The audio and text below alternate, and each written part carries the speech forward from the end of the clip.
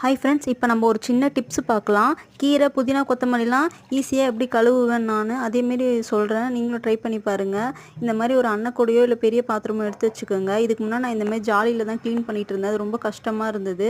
இப்போ பாருங்கள், இந்த பழத்தெல்லாம் மூடி வைப்போம்ல கூட, அந்த மாதிரி ஒன்று வாங்கி வச்சுக்கிட்டிங்கன்னா பழத்தையும் மூடி வச்சுக்கலாம். ரெண்டாவது நம்ம இந்த மாதிரி கழுவும் போது யூஸ் பண்ணிக்கலாம். பூண்டு கூட உரிக்கலாம். இதுலேருந்து ஈஸி பறந்தே போகாது. ஃபேன் காற்றுல கூட பூண்டு இதை பூண்டு உரிக்கவும் யூஸ் பண்ணிக்கலாம். இந்த அன்னக்கூடையில் வந்து இந்த கூடை வரைக்கும் ஃபுல்லாக தண்ணி பிடிச்சி வச்சுக்கிட்டு முக்கால்வாசி அதில் வந்து நம்ம கீரையை போட்டு கழுவிட்டு அப்படியே தூக்கிக்கலாம். அப்படின்னா நான் கீரை மட்டும் அழகாக வந்துடும். மேலே மண் தூசியெல்லாம் கீழே போயிடும் தண்ணியில். இதேமாரி எத்தனை தாட்டி வேணால் கழுவிக்கலாம். அந்த ஒரு அன்னக்கூடை, ஒரு சின்ன அன்னக்கூடை தண்ணியிலேயே. இது 100 விற்கும் பாருங்கள் ஃப்ரெண்ட்ஸ் அந்த அன்னக்கூடை. இது மாதிரி கழுவிட்டு நல்லா கழுவிட்டு அப்படியே அந்த கூடையை தூக்கணுன்னா ட்ரைன் ஆகிடும். நம்ம அழகாக எடுத்துக்கலாம். தேங்க்யூ ஃபார் வாட்சிங்.